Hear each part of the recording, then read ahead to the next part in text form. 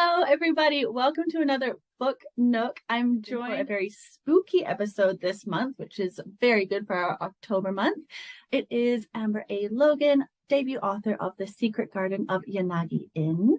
Welcome, Amber. Thank you. Thanks so much for having me. Oh, it's my pleasure, and I'm so excited to dive right in. But first, let's start with something easy. Tell me about yourself.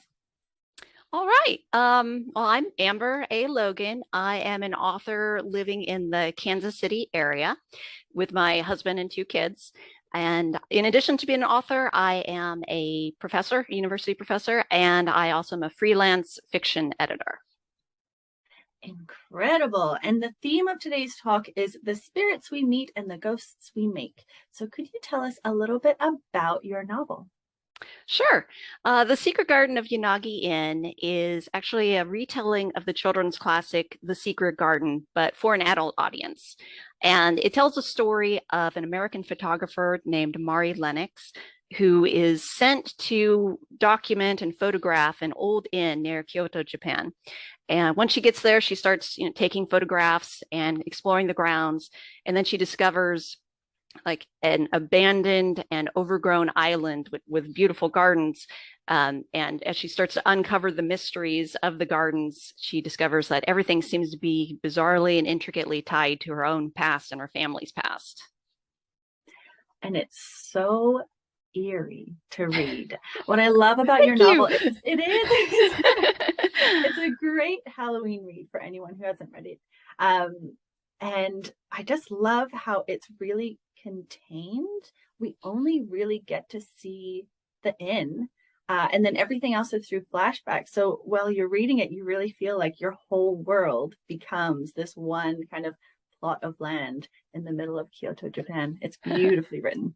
Oh, thank you very much. Yeah, it's funny. When I was first working on it with my agent, she was like, I'm a little worried it's going to feel too claustrophobic if you have it entirely. I'm like, no, but she can't leave. She has to be, kind of stuck here. And so I ended up saying, well, how about if I put in like a lot of flashbacks, which ended up happening so that we kind of get a little breather or something else, and then you're back in it, and a little breather, and then you're back in it. So I'm glad that worked. Oh, and I love that that was something added after because yeah, it really does work and it works quite seamlessly. And it really helps, and we'll talk about this a little bit later, but the theme of grief is huge throughout the novel. As you mentioned in your description, it's grieving Mary Lennox that we see. And so sometimes, I mean, whoever's gone through grief will feel that kind of weight of the claustrophobicness of this emotion. So yeah, having these little glimpses of life outside was a really nice breather, but you really do feel kind of in it with Murray. Great. And so you mentioned The Secret Garden, what was your main inspiration behind this novel? Well, yeah, I have always loved The Secret Garden, like when I was growing up, the book, and also I think it was a 1993 movie version. I love that movie. But I always kind of wished that there was something supernatural going on because, in the original story, she hears these eerie noises at night, and it turns out it's her cousin, which is, I mean, whole new storyline, spins off of that. But in back of my mind, I kept always thinking, oh, I wish this time it would be a real ghost. And so I love doing retellings. And so when I started thinking about a retelling to write, and I kind of started thinking about The Secret Garden, I was like, okay, what are some what ifs? And the first what if was, what if there really was a ghost? And then I started thinking, well, what if instead of like an English garden, it was like a beautiful Japanese garden? Because Japanese gardens are kind of known for being very meticulously groomed, upkept. I mean, everything is exactly how it's designed to be. And so the idea of that being overgrown and just left to seed and turned chaotic, I had so many instant visuals in my mind. And so that was kind of the impetus for writing it. Oh, incredible. And yeah, I love that notion where it just came from the desire for more kind of supernatural or more magic. Who's the author of The Secret Garden? It's Francis Hodgson Burnett. Okay, so he also wrote The Little Princess, and I remember also wanting more magic in that novel where the room gets kind of magically transformed by her neighbor, but you're reading it and you're thinking, couldn't it just be fairies? I have thought about retelling that as well. That is actually kind of on my long, I always have a list of stories that I might someday, and that is on my list. So that may happen. Incredible. I won't hold my breath, but I'll cross my fingers for There that you go. one. So the symbol of the ghost really echoes throughout your novel, and Marie is haunted by the ghosts of her past, both living and dead, and the ghosts within the garden itself. Where did your ghost affinity come from? Well, I think I just enjoy anytime there's something supernatural kind of imposes itself upon a more realistic world. And I think that ghosts are a really good example of that. We have most of the time a ghost story is somebody going about their day-to-day life. Maybe they go to a creepy house or something happens. And then suddenly we get this element that gets inserted, and you're just like, whoa, everything just changed. And I love that feeling. So I and it can be any kind of insertion, but I like how grief it translates itself so well into things like ghosts and spirits, and there's just kind of if it can feel like a physical presence, I think sometimes. So I really enjoyed that kind of fiction where you have, I mean, yeah, just an element that is so unreal kind of overlaid on the real, and the interplay and how people react. And I just think that's so much fun to write. Well, especially I love the way you introduce those elements, because it's not kind of like, of course it's a ghost. You've got very kind of logic-based characters where Marie is finding it hard almost to accept that it is a ghost of a child crying. It's kind of like, oh no, there's a real child. I just have to go find her. Yeah, it was beautifully done. Thank And you. do you yourself believe in ghosts, or have you had any otherworldly encounters? I would say the short answer is no, that I don't, but I wish that I did. And well, I haven't had any what I would actually call like supernatural encounters. I've been to a lot of places that felt very eerie, and you can almost feel like there's a presence. A lot of, I've been to, for example, like the Tower of London has a very heavy sense to it. Or I've been to a concentration camp in Germany, or I visited the site where Gandhi was assassinated. So there's places that when you go there, there's like this emotional weight to it. And I can definitely see how that could translate to people having very strange experiences. And so I definitely think I'm open to the idea that there could be, things that we don't understand. And like I said, sometimes when I go places, I'm like, I can feel like the emotions like in the walls here. I don't know what this is, but so I think that is something that, well, I don't believe it. I'm definitely open to it, if that makes sense. Oh, for sure. And yeah, you never want to deal in absolutes. Only Siths do that.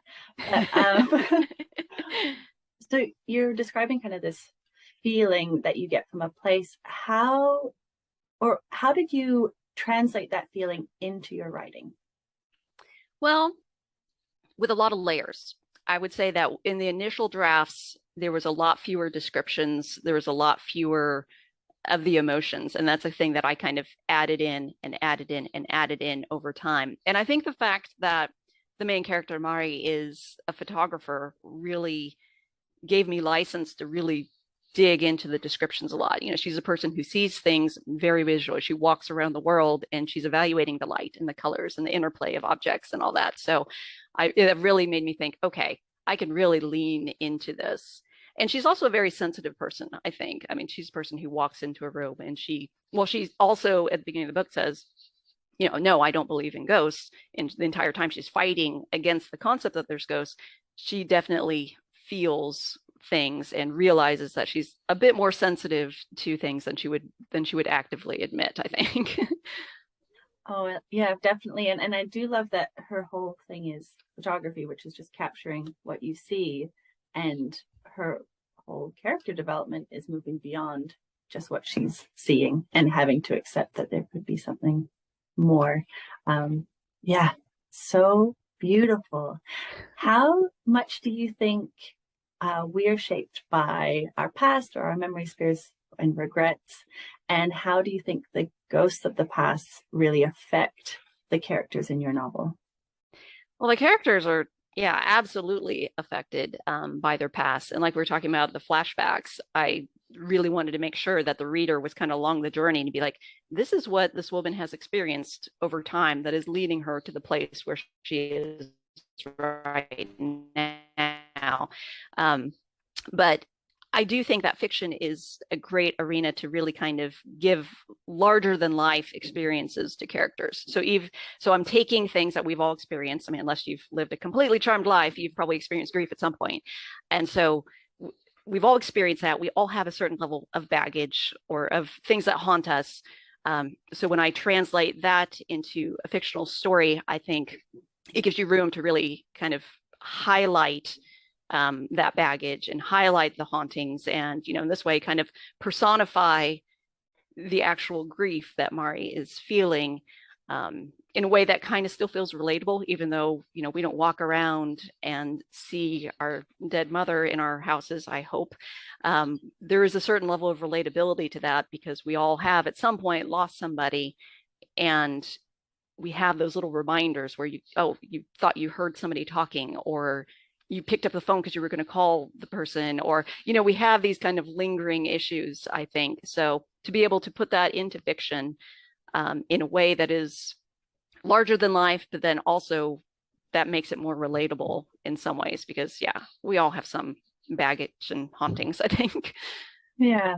And I love that idea that all of the uh, flashbacks kind of represent the road that led Mari to where she is in that garden. I think that's a really beautiful idea, because we are just these moments in time that have created the person we are in the current moment. And then this current moment is going to be used to shape future us. So Yeah, that's a really exactly. cool idea. Thanks. So this novel does take place in Japan. What kind of research did you have to do to prepare for this setting? A lot. Um, well, I've been to Japan a number of times, and my husband and I actually adopted our daughter. She's now 11, but we adopted her from Japan as an infant. And so we kind of made a promise to ourselves and to her that we'll go back as often as we can to visit Japan. And we include a lot of Japanese things in our lives. I mean, the language, the foods, the holidays, the different cultural things. But of course, with the pandemic, we haven't been able to travel. But I still have been able to visit a lot of more local Japanese gardens. We have some in the area.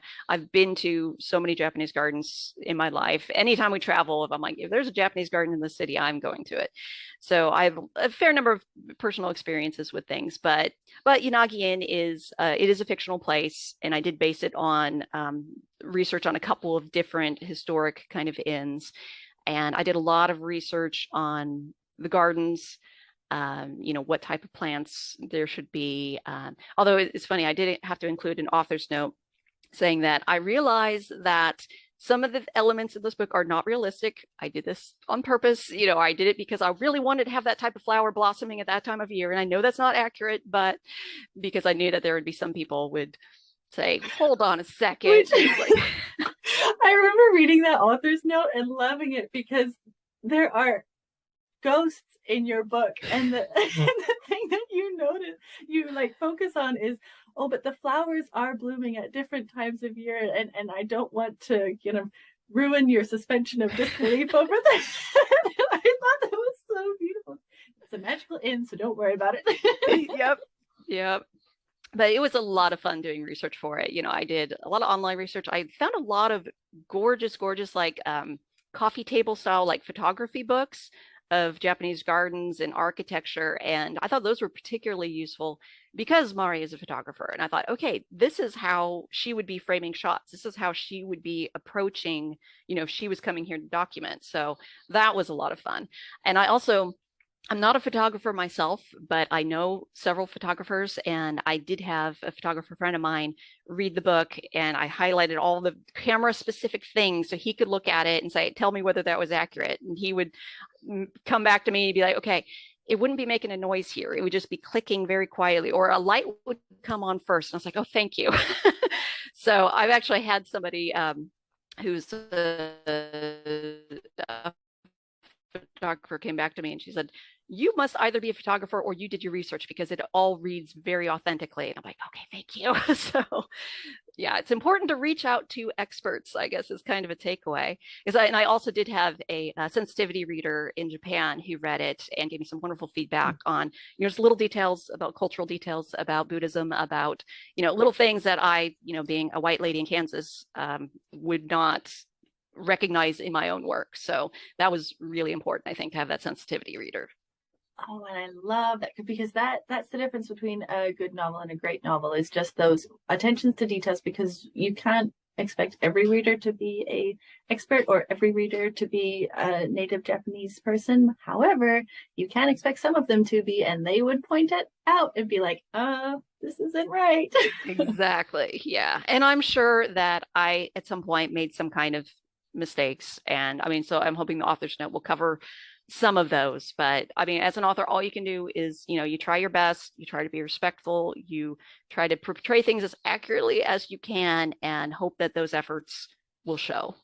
Exactly. Yes. Yeah. And that I think that is wonderful to hear. You've done all those different avenues, and there is that apology about the different blooms and the years that the time of the year that they do and do not bloom. so it Yeah. sounds like you're covered. So the Secret Garden of Yanagi it does have its roots in the Secret Garden, as you mentioned. What advice would you give aspiring authors wanting to write retellings of classic tales? Well, I think the most challenging part is making sure that you are both honoring the original and you're creating a unique piece of beautiful art. I think that sometimes you can skew a little too far in one direction or the other. And I would say if you have to fall into one side or the other, go towards it being a unique piece of art. Because if you try to write a book that is too close to the original, what's the point of writing it? So you need to be bringing something new to the table. I mean, your retelling is always going to be in conversation with the original piece, and that's one thing that I really love, is that when somebody reads my novel, if they're familiar with The Secret Garden, they're going to be noticing the connections. They're going to be like, oh, that's the same character. Oh my gosh, this happened here. I can see what she did there, so which is always very fun. But you can still get those moments if you diverge quite a bit, I think, from the original. So I think making the decisions of where to diverge and where to stay true to the original is really the trickiest part. And I actually found in every retelling I've done, my initial drafts are a lot closer to the original. And then as I edit, I start to find my unique story a little bit more and a little bit more and a little bit more. And I learn to say, okay, I just need to give up on that element. I need to give up on that because it no longer fits my story. And then my own story goes off in its own direction. And you can still see the heart of the original, but it's its own unique piece of art at that point. And that's such a good piece of advice because, yeah, we see that and if you enjoyed the live action Lion King, then no shade, no hate, but a shot for short remake is, you're kind of like, well, why don't we just watch the cartoon? No, we already have that one, and those lions are able to smile. So yeah. Yeah, and adding your own flair is so important as an author too, because that's almost like putting your signature on a painting. Yeah, exactly. Yeah. And where did the name Yanagi come from? Well, actually, it's kind of a homage to my daughter because my daughter's name is Willow.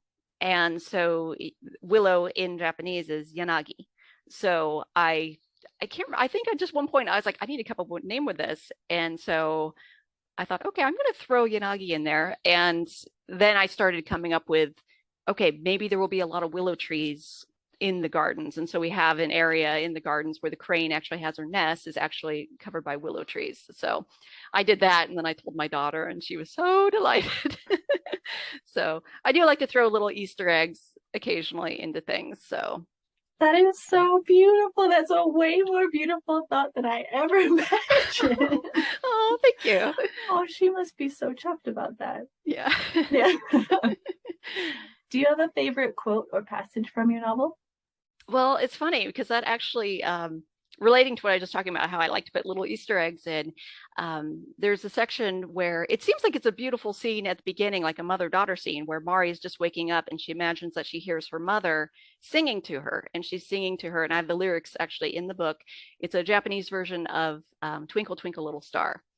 And it, like I said, it starts beautiful and it's sweet, and then it turns a little creepy. But I put that in there because that is a song that I do sing to my daughter almost every night. So I knew that someday she would be reading this book. Like I said, she's only 11 now, so I'm waiting until she's a bit older because it's a little creepy.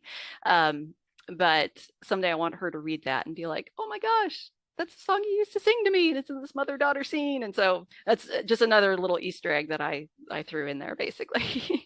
Oh, that's really beautiful.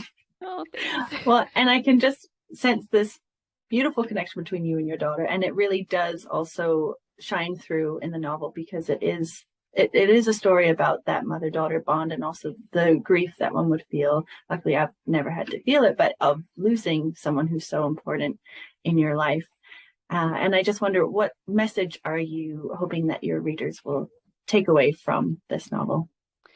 Well, I want to definitely stick with the kind of original message of The Secret Garden, which is about, the healing power of nature, and how, through getting your hands dirty in the dirt and working with plants could really help kind of revive your soul. So I do think that was a big part of, when I was writing, what I'd come across. But it's interesting, as I was developing it, though, I found myself coming back to the same idea of don't let the perfect be the enemy of the good, which is a lesson that I've learned in recent years. And I wanted that to be another part of it too. So the idea that don't let yourself be held back from trying something because you're afraid it won't be perfect. Sometimes okay is good enough. Sometimes it's better to have something done than to have it sitting there on the shelf waiting for you to do it and procrastinating forever. So to me, that's been a big life lesson. And so I wanted that to be another takeaway that Mari had from the book. And I find myself saying that quote in real life a lot, like to my kids. So that's another just additional little takeaway I hope people will get. Oh, so beautiful. Yeah. When does this book hit the shelves? It's November 15th, 2022. November 15th this year. So very soon. Yeah. It is such a healing balm to the soul. Like, reading this book, because of how you've really kind of embraced the slow pace of a garden kind of being rebuilt, you do feel like it's a cup of tea kind of book. You're going to sit down and you're really going to settle in. It's not an espresso shop book. It's like a cup of tea kind of book, if that makes sense. Yeah. It's so beautiful. Do you have any upcoming projects? I do. Well, what I'm working on right now it's another retelling. This one of a slightly more obscure book that's called The Haunted Woman by David Lindsay. And it is a story of a young woman who, while out house hunting, discovers a house that has an uncanny staircase where once she climbs the stairs and then comes back down, she has no memory of anything that transpired upstairs. So my version is also set in Japan. And it has kind of a gothic suspense kind of vibes to it. So I'm having a lot of fun working on that. So that's hopefully what we'll have coming out next. We'll have to see. Oh, that sounds spooky. And then obviously after that, the retelling of The Little Princess, where there's more magic involved. I have it on camera. I was going to say, it is on my list. So. And where can we find more information about you, your upcoming projects, your social media presence? Yeah. Well, my website is amberalogan.com. On Instagram, I'm also at Amber A Logan. But then on Twitter, I had to do my full middle name. So that's at Amber Ann Logan for Twitter. And those are the best places to find me. Fantastic. And I'll put all of those links kind of in the little description below. Thank you so much for joining me. It has been such a pleasure chatting about your upcoming novel. Anyone who is interested in this novel, as you mentioned, it comes out November 15th this year. That's in couple weeks from now. And if you want to order it, you can jump over to camcatbooks.com, or I think it's on Amazon as well. Is there anywhere else that I should mention where we can find a copy of this book? Oh, you can find it anywhere. You can find it on Barnes and Noble. You can find it on IndieBound. Basically, any place you can find a book, it should be available. So, which makes it so much easier. And then you can see the cover is festooned across the back screen of your backdrop there. It's such a beautiful cover. Thank you. Thank you so much for joining me, and have a lovely rest of your day. Okay, thanks, Jordan. This has been a lot of fun.